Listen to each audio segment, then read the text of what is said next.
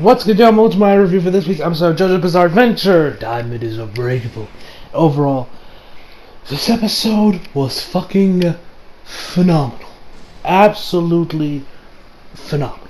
Love this week's episode of JoJo, man. Whew. This episode was suspenseful as hell. And like always, and yes, guys, I did record an episode reaction for this episode, guys, which should be dropping either today or tomorrow, depending on how the rest of the videos I gotta upload turn out. So you might see that one today or tomorrow. But anyway, enough jibber jabber. This episode's fucking phenomenal. Man, my man Kira. Anyway, so let's just jump right into this. So we start right off where we left off last week. Here, and lo and behold, it was the right choice. Had I not spilled that fateful cup of coffee, where would I be? It's like, so you poked around, found Stray Cat, huh? And it's about the backhand Hayato goes and like covers his face. He's like, oh my bother. With bites the dust to activate, oh, well protect you. Excuse me. So Hayato then goes and runs trying to get over to Rohan. Kira puts the hat up like, so now there's no way you could have come up with an idea this clever unless you lived this morning 3 or 4 times. And if that was the case, then and Bites the Dust is destined to eradicate them. Although I cannot let you relive this morning anymore, and that will be risky attack. So after they're all die, I will temporarily disengage. Bites the Dust. Now, all the little and then he goes, and then he keeps going on, and guys are like, no, it's all over. And then Kira goes on. Oh, did the little detectives gang up on you? Which one did you murder? Was it a run by the name of Koichi Hirose, or was it Jotaro Kujo? If he's all the picks, that would make my life a lot easier. Then Bites the Dust is all powerful. Nothing can stop it. Nothing can stop Bites the Dust and defeat Yoshikage Kira. What the is that? Oh, did I reveal my little secret to you? Yes, my name is indeed Yoshikage Kira. Shout it to the heavens, if you will. Which, okay, by the way, what didn't Bites the Dust work? Okay, this episode kind of like changed up like how I'm kind of a little confused how Bites the Dust, where unless it's got not working or activated right now. But Bites the Dust, if you say Kira's name or near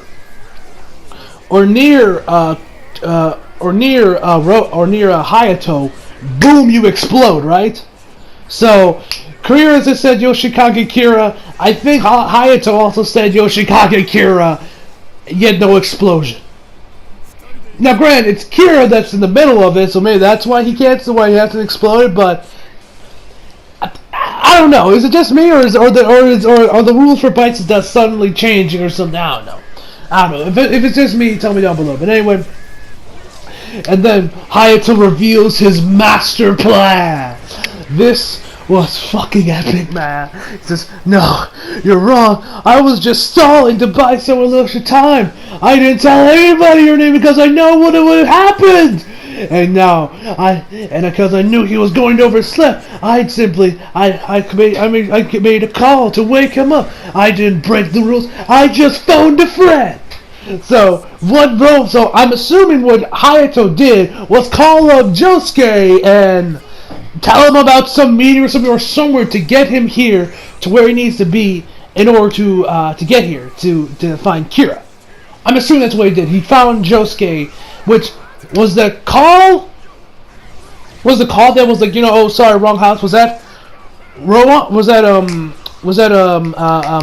Jotaro or not Jotaro? Josuke? Was that Josuke calling? I don't know.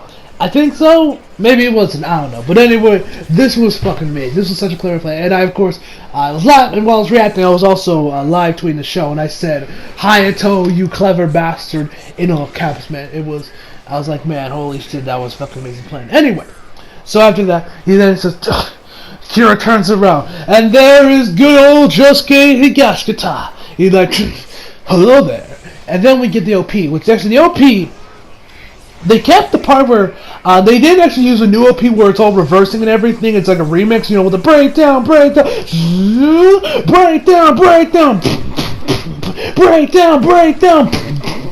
the remix thing. It's the original. It's the same OP from the first that we got before, but just with the added of Kira with the new hairstyle doing the But when we get to the part where we see Kira with Deadly Queen, it's the old Kira's haircut. So, yeah, that was just kind of interesting. I didn't know why they didn't change that one. I mean, all they had to do was, I mean, if they had that part, couldn't they just put the new footage in, just rewind it, you know, put it in reverse, you know? I don't know. But whatever the case, because I threw on YouTube and was like, we can't touch this. Let's just use the other. So that's what they did. Anyway, so after the OP, we got Josuke, we have Okuyasu coming into. He's like, Josuke, if we hurry up, we might be able to meet that meeting. And he's like, hold it. This man isn't what he says. I heard him say a certain name. He's like, I don't believe it. Believe it, asshole, because I just heard you say Yoshikage Kira. And Kira's like, fuck this, and just starts running. So then, once he's running, Josuke's like, oh, hell no, you ain't running. Nails him with a good old right hook, sends him flying to the ground. He's like, if you just happen to share the same name, I will gladly heal yourself a butt. Like, what are the chances of this? That I get caught here. It's like, this wasn't chance, and it wasn't fate either. It was a gamble, and I'm glad it paid off. And then he's like, I need Deadly Queen to protect me so I can protect I need Deadly Queen to protect me from these crazies. And so then Josuke goes in for no, and it's like, Deadly Queen, protect me! I don't even know, I can't really do the sound effects with the stand. But then comes Deadly Queen, blocks the attack. And then we're left at a standstill. Then Hayato checks, and we see Rohan. We see him twitch a little bit. He's like, it's chilly. It's probably from the rain. Oh, there's Josuke and Okuyasu. So he's like, so those two are there. And so now I like this little thing where we see like this like clock that's right in the hands of Deadly Queen. It breaks open, and they say like Hayato's like, yes, I beat Destiny. I was never for very high highs. But I was content with living carefree as a daisy. I detest conflict. Conflict brings tranquility. Frankly, is futility. It goes against everything I go for when I want peace and tranquility in my life. It's like, you were a bastard killed for fun. You don't have the right to talk with those stolen gums. And he's like, one thing I really like about Kira is he's such an interesting villain because even though he's a mass serial killer, all the man wants in his life is peace and tranquility. He doesn't like conflict. He detests conflict. He doesn't like going in there and going and beating up. He wants to just live his life with peace and tranquility. That's what I just love Kira, man. He's such an interesting villain. And so he tells him, like, the only reason that he hasn't blown up everyone is because he detests conflict. So that's why he hasn't gone over there and used Deadly Queen or Bites the Dust, whichever one it is, to obliterate everyone. So he's like, but he has to fight now because they found out his secret. So we then get a stand battle between Deadly Queen and a Shine Diamond. This was actually kind of interesting because this is the first time we've really seen a straight up stand battle on the level of something like a Naruto fight. Well, not as huge as a Naruto fight, but we see with most JoJo's stands, it's always just just a flurry of punches. That's it. With Jotaro versus Dio, it was all they would just punch each other. This time we saw punches, kicks. We just saw the stands kind of fighting around like actual fighters, not just just not punching and stuff. Which that was actually kind of interesting. The art and animation was pretty good. So Deadly Queen swipes underneath the Shine Diamond's legs, falling him and Josuke over, and then Shine Diamond counters with a kick to the face. And I love Josuke says, "Dora," and Kira's then sent flying into the wall. Josuke then tells him, "Your stand is slow as molasses. I can definitely tell your stand was much killing you do. Your stand is slow as hell. It's definitely not suited for one-on-one fighting. It's pitifully weak." Damn it. And so then he goes in there to use it and then he goes in to turn Josuke into a bomb with Deadly Queen. Okuyasu's like, "Wait, don't cut your guard down, Josuke!" And uses the hand to make him like, there's no better stand have on your side than the hand. And then he puts his hands in the air, which then turns Deadly Queen and Kira over to where Okuyasu is, right by underneath Okuyasu. That's gonna come into play later, which I'll discuss on what happens a little bit later in the episode on where I think this happened. And let me just do it right now. I think this is when Kira probably turned Okuyasu into a bomb. I think this was when he did it, because remember, look how close he is to Josuke, or to Okuyasu now. Remember, he used a hand to turn him over. I wouldn't be surprised if he maybe lightly touched him or something, because I think that could have been when he used it. That's at least my theory. That's probably when he did turn to a bomb. That's at least my theory. Anyway. So he sends him over there. He hits Okuyasu with then an explosion hits Okuyasu, and then bam! He's like, there's a huge gaping hole in his chest, right in the side of his chest, and so he's sent flying all the way over this fence. His legs are just hanging over there. It's like, and Josuke is like, no! And I actually tweeted, no, Okuyasu, in all caps. After that. We then head over to Jotaro and the others, and Jotaro hurts them. But this is the only time we actually see Jotaro hear something. Because, like, with all these explosions and everything, you'd think Jotaro, Koichi, and Rohan would have heard him by now. Now, granted, it's raining, which is probably I don't know what the word is, taking over the sound. I think taking over the music, taking over the sound waves, or taking over where it makes it hard to hear what Josuke's saying over the sound of the rain. It's muffling it.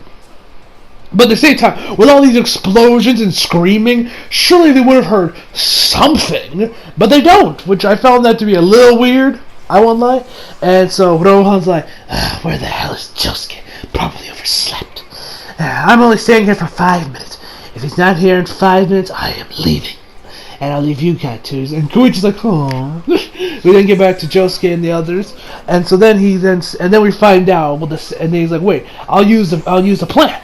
And so then we find out what's actually where the explosion comes from. He has Stray Cat inside Deadly Queen, and is using that and using a deadly combination between his invisible air bullets and his explosions. And Hayato comments that he couldn't even think of a better combination if he tried. So anyway, he then hits another one over. Now, guys, I love the art here. That was probably like a whole, like in the manga, I could assume that was probably a whole page by itself. Was that page right there where we see a Stray Cat inside Deadly Queen? Either that or it was a big panel. I could just imagine that was like a massive page in the manga. I assume anyway. But I could be wrong. I don't know. I haven't read the JoJo manga, which actually, weirdly enough, the Part 4 manga only recently started coming out here in English. This thing got announced back in like Anime Expo last year. It's only recently started to come out here in the States, which is weird. It's I think there's still the hardcovers that JoJo's been Viz has been putting out, but only recently has Part 4 come out. I guess Star Wars Crusaders just took really long to finish. I don't know why they're only now getting to dive into something when they announced this last year at like Anime Expo. But anyway, enough jibber jabber from me. So anyway, then Kira sets off another air bullet, hits over straight, firing right towards Josuke. Hayato tells him, "Look out! Can't you not see it?" And then he starts punching the ground, builds up a wall from it, and explodes. And so then he goes for another one, and he punches the wall again, another wall. He says, "There's nothing more." And then Kira tells him, "There is nothing more terrifying than the thought of an assumption." And so then the air bubble actually goes through the little cracks in the hole and hits Josuke with a little bit of the shrapnel getting inside his shoulder. He's sent flying back down to the ground. Kira says, "I would have thought it at least decapitated him, but all it did was suck some shrapnel into his shoulder. Well, lucky for him, I guess." Then Josuke gets right back up and he charges, and then Kira sends out another airball, but Josuke, Hayato tells him, "Run, Josuke, get out of there, it's coming towards you." And so what Josuke does is like, "I'm not running away, because then I won't be able to fix Okuyasu." So then the man legit starts charging towards it. I was like, huh? And like literally throughout this whole episode, I was literally biting on my towel throughout this whole episode when I was watching on TuneOut, which you guys will see in my reaction. I was biting on that thing like crazy, stuck into it like, oh my god, what's going to happen? So then he charges towards the thing, and so then he just lightly grazes him, but it doesn't explode. Nothing. He's like, huh? I thought you said it could have exploded. He did, but it looks like I'm a little too close for comfort. So he comes charging closer and closer towards Kira. Kira just gets out of the way, and he's left to Okuyasu all by himself. So then he's about to go ahead over there and fix him, and then we see Kira smile. Hayato catches him. He's like, "Wait! Don't touch him! If I know Kira, he's turned him into a bomb." He's like, "What? A bomb?" Which then surprised me. I was like, "Oh shit! Here we go again." This is it, man. This is when the episode got really crazy here, man.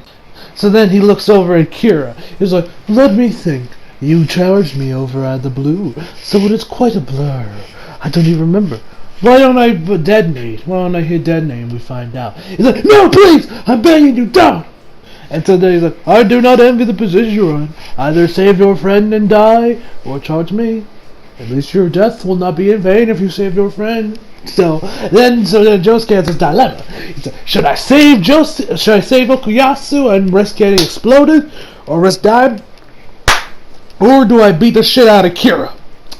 He goes, I'm like, fuck it. He's like, I know I'm going to save Okuyasu. So then he uses his stand hand, shine diamond, and engulfs his hand. And he's about to touch Okuyasu, and he's like, wait, let me check. And then, so what Hayato had to do, and Kira's about to go and detonate the bomb, is that he jumps over and touches Okuyasu. He explodes, but then enough time doesn't, but Josuke manages to save him, put his body back together, and he is good as new. Which that was quite interesting, and I said Hayato is fucking crazy for what he did. So and then Josuke says, "You sure you're a grade school kid? Cause that was badass." So yeah, man, I was like, yeah, that's fucking crazy, man. That was insanity, absolute insanity. So anyway, so he's like, and then he starts shaking, and then he fixes him up, and then he just starts, and then he fires off. Then Deadly Queen fires off another one of those blasts, and then Josuke starts shaking Okuyasu like, "Come on, man, wake up!" Come on, the voice acting here, man, was amazing, perfection, great stuff here, man. Like the VAs for Josuke and Hayato, they both deserve raises. The voice acting here is great. He's like, "Come on, man, wake up!" And this continues the streak that Araki has had, which you guys might have noticed this. If not, you guys may have noticed that throughout JoJo, I don't know if this continues throughout part 5, 6, 7, and 8, but throughout all of JoJo, we have always had the MC's best friend always dies at the end of the series. Part 1 was Baron Zempeli, dead.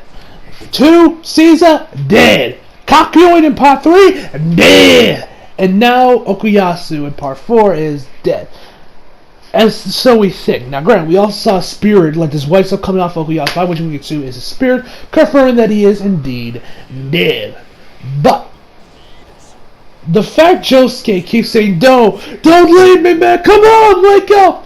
There's a part of me that thinks that Josuke might actually live through this. We might actually see him live. We might actually see them return. We might see Okuyasu somehow revive himself, and he is brought back to life. A part of me thinks it could happen just from everything Josuke says. Like, we have this connection, and the fact that part 4 is a lot different, honestly, than the previous parts. I mean, we know Araki completely changed his art style here for part 4. Instead of making everyone look like these big muscle heads, everyone's a lot more slimmed down, more normal. So maybe Okuyasu might still be alive. I doubt it. I honestly think Okuyasu is probably dead. But hey, I would be happy if he does come back to life. And Hayato keeps telling him, just leave him, come on, man. And then we got Kira like 7 meters till impact, just like Joe Montana hitting the winning touchdown hitting the final touchdown in a winning game. I'm like, since when are we referencing football here, Kira? I didn't even know you were a fan of the 49ers. So anyway. So, then he gets closer and closer. Then once about 2 meters till impact, Josuke is still shaking him. And then we see him floating once he gets a little closer. And he's like, wait, what the hell? Why are you floating? He grabs Hayato, and they start floating back to the rubble where the ground was, or when the shrapnel got stuck to the ground, to the road. And so we know that, because there's no Shine Diamond fixing things up together, and he can't heal them. So this is what so then he takes the shrapnel, so then the shrapnel gets out of his shoulder and goes back to where it was, back on the floor. Which saves Josuke, and Kira's like, damn it. So then we see Kira. So then we see Josuke running out, going over there to this new area. He's like, I don't live here, but this will be our hideout, our safe house. So then he's like walking over there to somewhere, to some house or something, while he's still carrying Okuyasu. Hayatoki's telling him, just drop Okuyasu, just drop him. He's dead already. He's like, Joe, stop! Not another word. He's alive. So then they keep walking, and we end the episode off with this. When Kira said that I thought Jotaro was the one that was going to be my problem, but instead it's Josuke Higashikata, and that is where we end the episode. Overall, this episode was fucking phenomenal, ladies and gentlemen. So I hope y'all enjoyed the video. Oh, and also my favorite, 10 out of 10, another 10. So anyway, guys, I hope y'all enjoyed the video. Leave a like if you did, subscribe if you're new. Follow me on Instagram, Twitter, links down in the description box below. And as always, come back for more. See you guys next time.